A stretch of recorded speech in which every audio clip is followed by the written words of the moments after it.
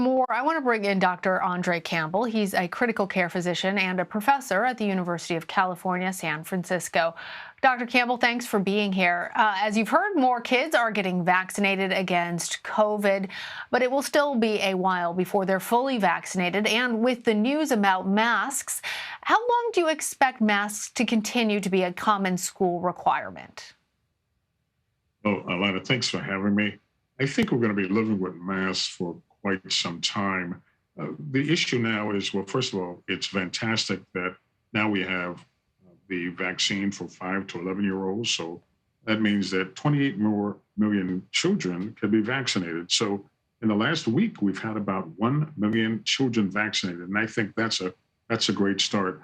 Now, until we can guarantee that all the children in one classroom are vaccinated, we probably should continue doing masking, because the masking is safe. It reduces virus transmission by 90%. It is safe, is effective, and it works. So in the short term, masking will be with us until we can get all the children vaccinated in a class where everything will be safe.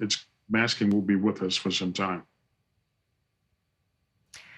Well, Thanksgiving is now about 2 weeks away. What advice do you have for parents whose children have received one or possibly even none of the shots and plan on attending family gatherings? So I think let's start with the basics. If everyone in the family is vaccinated, then you can actually have a very safe holiday. That means that there's not going to be much worry if you gather in small groups, family pods, everybody's vaccinated. In the adults and the children who are partially vaccinated, that's where you have to be a little bit more careful. Having one shot is better than not having none, but you want to be fully vaccinated going into the holidays. So care, caution. If you're not fully vaccinated means vaccine is given 2 weeks prior. The second vaccine is given 2 weeks prior to Thanksgiving. So it would be somewhere like this week where you would be fully vaccinated. So care and caution will be important for families that are not fully vaccinated, and making sure that we do it safely. It'll be a lot better Thanksgiving than we had last year because vaccines are with us and they're working. Well, we just heard about children experiencing COVID long haul symptoms. What are some of the differences between children and adult long hauler symptoms? And are doctors finding effective ways to treat those long haul symptoms? So first thing is we're still learning about long haul syndrome. You heard what the common symptoms are: brain fog, shortness of breath, respiratory symptoms, fatigue. Those are the things that are very common. Now, there are clinics that have sprouted up around the country that are now specializing in that, but we're still learning how to deal with it.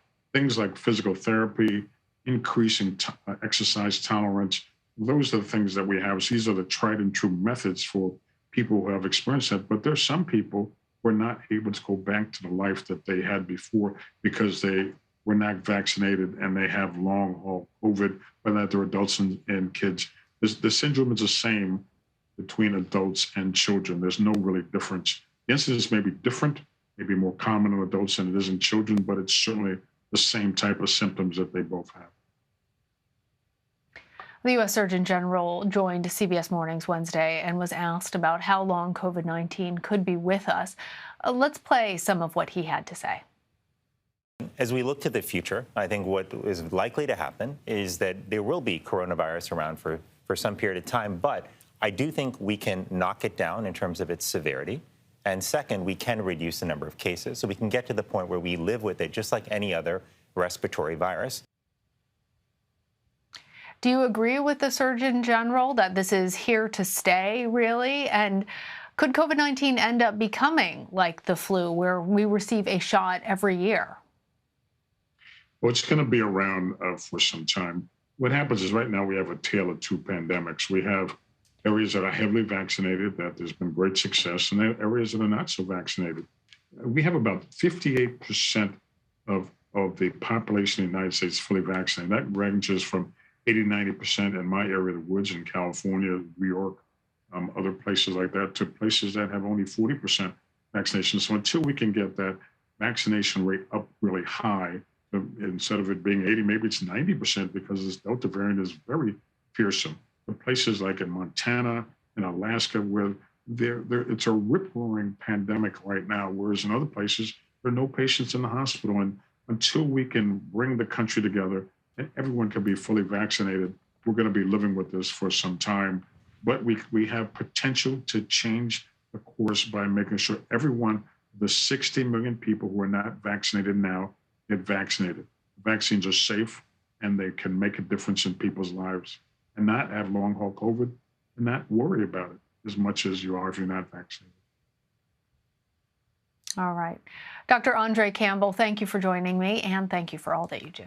Thank you for having me.